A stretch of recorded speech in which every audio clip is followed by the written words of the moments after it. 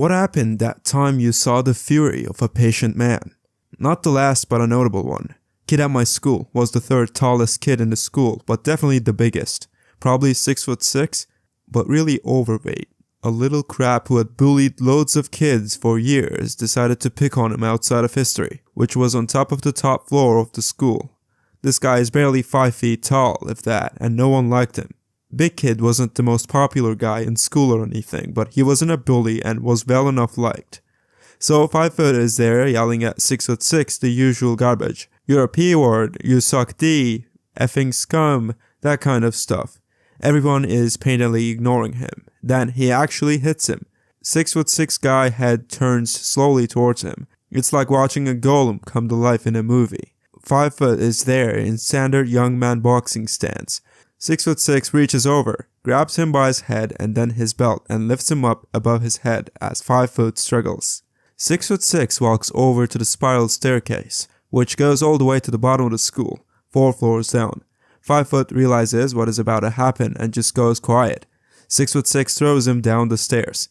We all rush to watch as he tumbles down flight after flight, finally stopping unconscious at the feet of our deputy head, a really nice guy actually, who was just about to come up from the basement level. Deputy head gets to the nurse and kid is taken away, presumably to hospital, but I don't know. He wasn't seriously injured, unbelievably, but very badly bruised. Deputy head comes up to where we're all standing, about 20 or so of us, says, "Did anyone see what happened there?" Student, I didn't see who, pipes up and 5 foot tripped and fell down the stairs, sir. Everyone nods agreement. 6'6" was still in school a few days after, and people got expelled from our school for much less. So I guess 5 foot tall guy kept his mouth shut. So yeah, maybe don't pick on guys with around 4 times your body mass, even if they seem quiet. When I was in high school, an upperclassman at my all-male student Catholic school followed a female teacher into the bathroom and tried to R her. She screamed initially before he pulled a knife on her. The gentlest, most caring, socially awkward Latin teacher heard the scream and rushed from his classroom straight into the women's restroom. He clocked this kid across the face and dragged him out by his collar into the hall. Then he checked traumatized female teacher. Later, he just went back to class and continued teaching as though nothing happened. Dude knows 7 languages, has never dated anyone, and is a brilliant, always calm man. People gained a lot of respect for him after that day. He is still really weird though. Gym class in high school. The quiet, nerdy kid kept getting picked on during dodgeball. One jerk kept hitting him with balls, even when it was already out. The quiet kid wasn't tiny, he was about average sized, maybe a little taller than average. He eventually lost his temper, ran across the court, and literally delivered a double-handed chokeslam to the jerk.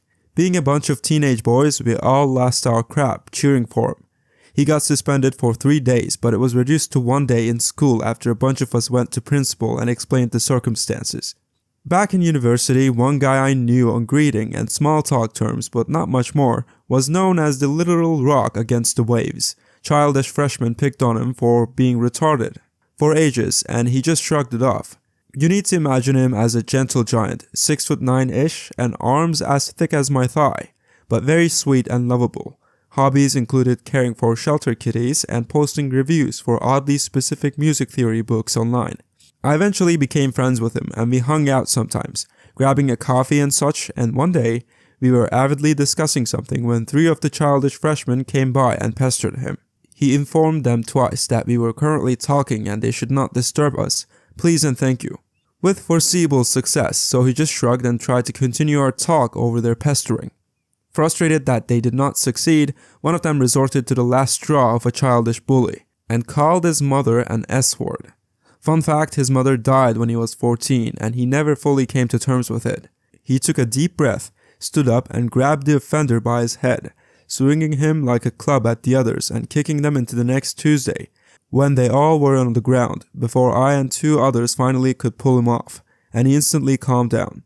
My dad, about a decade ago, while I was still in high school, we lived on a hill, and if you go down the hill, it leads into the main part of town, where all the shops and stuff are. And if you go up over the other side, it's where a lot of the bars and clubs are. It's quicker to go over than around, obviously. Back then, my parents each had a car instead of sharing one, and only one space in the garage, and drunk idiots were constantly damaging my mom's car. Well, one night, Dad happened to have a day off fall on the weekend, and he could hear a group of drunk people walking up the road. His little office/computer room is at the very front of the house. So he gets up, goes out the front door, and just waits near the front lawn. They're being loud and pushing each other around. Mom's worried as F and comes to get me because she doesn't want him to get hurt by some drunk idiot, and I go out to see what he's doing. They end up pushing each other around more, and one bumps into the car, is leaning on it, and the hood of the car. Dad tells him to get away from it. They start taunting him, so he walks closer to them, and one of the little B words clean smashes the side mirror off while laughing at him. My dad is a 6'8" ex-basketball player. He's basically just effing huge and is a small man bait on a normal day. Dad hit him straight on the jaw, and you could see as his jaw completely broke. Guy is immediately screaming and bawling his eyes out at the same time, while his friend picked him up and ran away. Never heard from them again or got in any trouble for it. Dad just went back inside and watched TV. Working in an auto parts warehouse, one of our managers was a very quiet, collected person. One particular day, some of the orders were wrong and the ordering system was malfunctioning. He calmly goes out back, starts up a forklift, and rams it full speed at a huge stack of wood pallets. He must have thrown it in reverse and repeated this about a dozen times, raising and lowering the forks appropriately. Everyone stopped working to watch as every last pallet was destroyed. When there was only a pile of wood scraps left, he turned off the lift and calmly walked back in and continued working as if nothing happened. Twice in 20 years, I've seen the fury of my very patient, docile, and kind stepdad. The first time was when some 12th graders chased my brother and cousin all the way from school to our backyard, threatening their lives with pocket knives. Stepdad calmly walked to the backyard, grabbed the big kids by their throats and lifted them up, pinning them to the fence. "Stay the hell away from my kids," was all he said in a calm, teeth-biting kind of way. The kids booked it faster than I've ever seen anyone run and never bugged my brother or cousin again. Then we all went inside and made burgers. The second time was in my pre-teen years when I called my mother a B-word. He turned at me and I've never been so scared in my life. This time he was right pissed and screamed at me until I was backed up against our bar counter, shielding myself with the bar stool legs. The second he backed off slightly, I booked it into my bedroom and barricaded myself in with all the furniture that I could find. Didn't come out for a solid day until I got up the courage to apologize. But he's a teddy bear, normally. I laughed. My dad has the patience of a saint. You never see him angry or pissed off. He's quiet, calm, and so laid back, pretty much like me. Even when we were kids, he never gave us a telling off at all. It was always Mom's job as she was strict. Anyway, we were at the dinner table and me and my siblings were all bickering, not sure about what. All of a sudden, my dad slams his fists onto the table and shouts, "Shut up." We all put our heads down in shock as we never experienced this before. One by one, we started to giggle. Even our mom started giggling. We were looking over to my dad who was looking down at his plate, and all we could see was his shoulders going up and down, and of course he just burst out laughing. I think he shocked himself that day, but no one could take it seriously. I once was playing soccer on a local school area.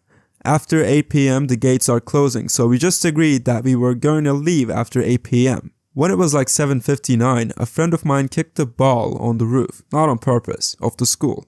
Note, this was my brand new ball, so I really wanted it back. So I climbed on the roof of the school, but this was kinda hard, so it took longer than the first minute I had before the gates were closing. I finally got my ball, but by this time it was already 8:15.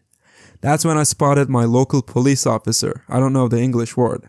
I know this guy because, he's a policeman from my block.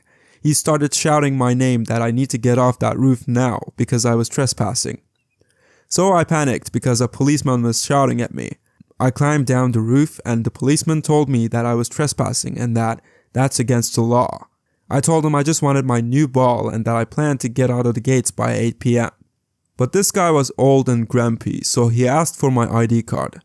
Being 11 and in Holland, the minimal age for ID card is 14. I didn't have an ID card.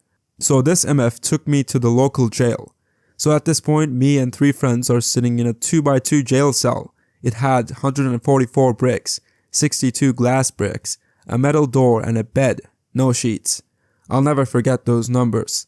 So another agent started asking questions about a series of burglaries, and we just stood there with a "what the F, we are 11 years old, mate" face. So the policeman said, "Well, if you're not gonna talk, I guess we need to call your parents." The four of us were like, "Finally, we asked for this the first time you took us here." Well, we were crying, I won't lie. So I guess 20 minutes later, I hear some noise in the distance, an older guy yelling to an officer. We were like, who could this be? I grew up in a strict Christian family. Turned out it was my father yelling at the whole station to release us because we were just playing soccer, and that those policemen were freaking stupid to think a group of 11-year-olds was responsible for a series of burglaries. That was the first time and last time I heard my dad say some swear words. My dad was career Army as an officer. I've always known him as a soft-spoken, kind, never gets angry kind of person. He rarely ever raises his voice that I know of. There's a law in the US that basically protects any service member nearing 20 years from being forced out so they can get full retirement benefits. One day he gets a call from his commanding general telling him that he's gonna be forced put due to budget cuts army-wide. He got up out of his seat and started yelling at the general on the phone that it was impossible due to the law since he was in the safe zone. He started quoting section after section, yelling at the general telling him he'd messed up and that it better be fixed. A few days later, my dad got a call again from the general, and the first thing the general said was, "Before you say anything, let me apologize for the other day. You were 100% correct. But budget cuts are budget cuts, and as soon as my dad hit 20 years, he was retired." I know a guy who's a sprinter cyclist and has been doing that stuff for over a decade. He's not jacked in the traditional sense, but has massive legs from the cycling. Call him C. He's also the calm and collected type of guy, likes to play chess when he's not on a bike, and is always methodical when doing anything. It's a quality I admire in him.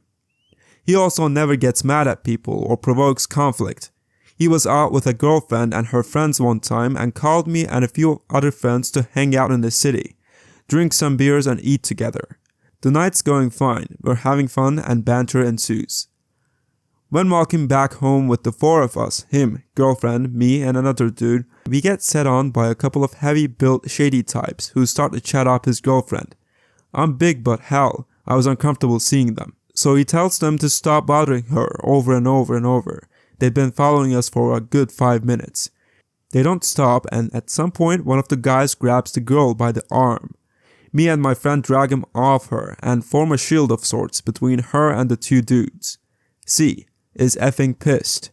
The two heavy guys don't pay attention to him because we're the bigger targets, and offended by us pulling his friend away from the girl, the second guy comes in swinging. He never makes it. He stops in mid-walk like he's hit a wall and bends over, howling in pain and clutching his chest.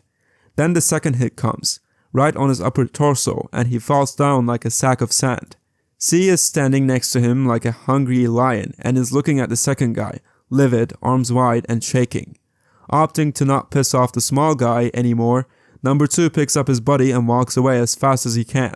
What happened was that the guy that stopped because C took a small sprint and smashed him in the ribs with his right knee, then again from the ground as the meat slab was bent over. The hits were brutal. He'd learned that from Muay Thai classes. Moral of the story, don't mess with people who have strong legs and take offensive fighting classes, no matter how tiny they are. I knew a girl who was living with a guy who had a severe anger management issue. He'd kept it under control for the few years they had lived together, but one day he snapped over some minor issue, hit her repeatedly, banged her in the face in the concrete, and tried to choke her until a passerby stopped him. So obviously the relationship was over and she was going to fetch her stuff from the apartment. She likewise obviously didn't want to go alone, so me, 2 other friends, and her brother tagged along to keep things in check and to help carry stuff. When we arrive, her ex gives us attitude, which causes her normally extremely mild and docile brother to snap completely. He smacked the guy right up against the wall with one hand and punched him repeatedly with the other, holding him up against the wall at the time. We just stood there in shock and awe. Given the way the girl looked after the beating she'd received, black and blue bruised, her entire face scraped, choke marks around the neck and so on, we didn't mind much what was going on and just let him punch him out. Then we got her stuff and left as he started to wake up. 2 times during the following months, the X was jumped twice when moving outdoors in the evening. I don't know who did it and I don't want to know. I guess everybody has their trigger. My father-in-law is such a patient man. He's quiet, reserved, has a great sense of humor. My mother-in-law talks a lot. She will ask you questions, and when you start to answer, she talks over you and tries to answer them herself. It's infuriating and obnoxious. One time she asked me a question and I started to answer her, and she cut me off to basically finish my answer for me and starts to ask another question. Rinse and repeat for about 4 questions. Finally, my patient, quiet, sits back and watches the world father-in-law just explodes on her, basically screaming at her. Oh my god, let her actually answer the question you asked. Stop interrupting. You never let anyone finish their thought. It was glorious, and I almost tackled him to hug him. She still does it, but that day was amazing. I worked with this theater director who was well known for being one of the nicest and most intelligent people you can meet. But there was one actor in this show who was a grade A pain in the a-hole. She would constantly be late for rehearsals. Once she didn't show up at all, and the reason was her girlfriend was in a car accident. But the problem was she didn't tell the stage manager or anyone that she wasn't coming. We found out through Facebook. This was a show with some deaf cast members and some hearing actors who didn't know ASL had to do some singing. So we brought in an ASL instructor. This woman though did know some ASL and thought she knew better than the college professor and would constantly try to correct her. We were doing spacing rehearsal in one of our touring spaces with very limited time. This is 2 months into the rehearsal process and the director has finally had enough of her having a backhanded comment for everything. He adjusts her blocking slightly just because the space we're in is a bit different. She starts to say something and the director just screams, "The show isn't about you, god damn it." And he throws his script onto the ground so that pages fly everywhere. It's the first time any of us ever heard him yell or curse in anger. She runs off stage crying. Then he calmly asks, "Can we get back to the work please?" And then later, during a break, I overhear him talking to her about how he's going to tell everyone he knows in theater never to hire her or work with her. Me and a few of my friends used to frequent a pub in my hometown. It was a small place in the town center, a traditional English pub, complete with attractive barmaid and consistent regulars, us included. Every time we were in there, a guy would be sat at the bar, on his own, with a half of bitter. He'd occasionally join the banter, but was never loud or drunk. He was a nice bloke, always said hello and smiled. We knew him only as Ray. Now Ray was about 60, but fit, not big, just a normal looking guy. A few forearm tattoos, pretty standard for the north of England in the 90s. One Saturday afternoon, me and 4 of my friends were having our usual couple of drinks. As it was Saturday, there was a football match on. 3 fans walk into the pub, already a brave move, but this is a friendly place. Everyone eyes them suspiciously but carries on drinking. They walk to the bar and immediately start being horrible to the barmaid, making lewd comments, complaining loudly about the beer, etc. Ray looks at these 3 guys and says, "No need to be rude, boys, she's here to do a job." Cue a stream of verbal abuse from the away fans. "Shut the F up, granddad, what are you gonna do about it?" The regulars are having none of this. Everyone, me included, stands up and stares at these idiots. Ray turns to everyone and just says, "Sit down, lads, I'll deal with this." Turns to the away fans, "You 3, outside, now." These 3 guys, obviously there for a fight anyway, are all like, "Effing come on then, granddad, let's go." They all walk out the bar, and not 20 seconds later, Ray walks back in without a word, sits back on a stool and sips his half of bitter. Curiosity got the better of us, so we all ran outside to see complete carnage. 2 guys are cold on the pavement, one on his backside with blood pouring out of his nose. It turns out that Ray was ex-SAS, and the barmaid was his daughter. My uncle is the most peaceful person I know. He's essentially a living version of what would happen if you combined Jen, Ira, Bob Ross, and Dr. Dolittle. He keeps a garden, feeds wild birds out the palm of his hand, has been known to just walk up to a deer without it running away.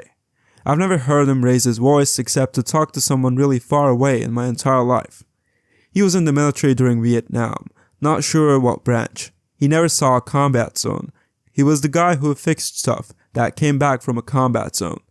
The war ends, he goes home and returns to his normal life working at a tire factory. One night he's getting off of a hard day at work and wants a drink, so he goes to the local bar. 3 guys are standing outside talking amongst themselves and he goes to walk in but they stop him. He tells them he doesn't want any trouble, he's just had a stressful day at work and wants to go grab a drink. They go back and forth for a while and eventually he just pushes past them to get in. They didn't like that and pulled him back, where he proceeded to knock one unconscious and floor another. The third backed off and let him inside. By the time he'd left, they were nowhere to be seen. My grandfather is a nice, funny, flirty guy. Was on exec at a manufacturing business after being the 3rd employee. Everyone gets along with him, and he was fairly well off in my small town. One day my cousin and I are helping him with some work and we go to the store. There's a lot of poverty in my hometown and one of the poorer families was at the store. My cousin makes some comment, he was kind of crap at this point, about them being poor and what they were doing at the store because they couldn't buy anything or something along those lines. My nice grandfather grabs him and slams him against the wall and says, "Nothing in your life makes you better than them. Right now I'd rather have them by me than you." He then makes my cousin go apologize and my grandfather announces my cousin will pay for whatever they're getting. He makes my cousin work off the expenses for him to prove a lesson, and now that cousin is a stand-up social worker specializing in poverty, abuse and rehabilitation. Only time I've ever seen my grandfather be aggressive. My grandfather was a man who rarely talked and never rushed.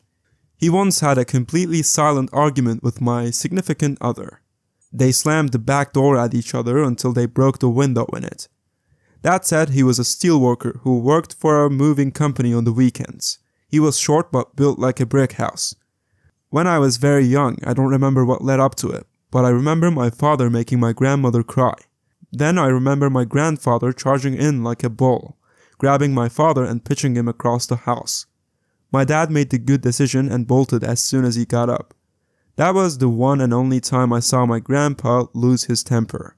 My dad has always been kind and fairly quiet, not shy by any means, but certainly more of an introvert. At the time this happened, he was 6 feet tall and maybe 190 pounds. I should preface this by saying I grew up in a small town. Everyone went hunting or shooting, and gun safety was something kids were taught from a young age. We lived at the end of a T intersection, such that our house faced down the stem of the T. At the bottom of that stem lived a dog. This dog got out a few times and terrified my sister, who was probably about 7 or 8. It also chased our cat, who climbed the exterior of our front door. When I opened the door to see what the commotion was, the cat fell on my head. Scared cats with claws falling on the head of a 6-year-old. Not something you'd like to experience for anyone curious. Anyway, one day the dog gets out again. My sister runs home in tears, terrified of this big dog. My dad decided enough was enough. On that hot summer day, he got himself a glass of iced tea. He put his .357 revolver in his shoulder holster and his .44 Ruger Red Hawk in his hip holster. He pulled out a lawn chair, grabbed a book, and sat in our driveway. With a clear view of the house with the dog, he waited until the owner came home. Hours passed. My mother checked on him frequently, refilling his iced tea as he needed. When the guy got him, my dad walked down the street. He knocked on the guy's door and told him quite plainly that the next time the damn dog gets out, I'm gonna shoot the dog and then I'm gonna shoot you. The fence was promptly fixed and the dog never chased my sister again. Thank you so much for watching. If you have stories of your own, feel free to write them in the comments so I can make a video on them in the future. Like the video and subscribe to the channel. I'll see you in the next one.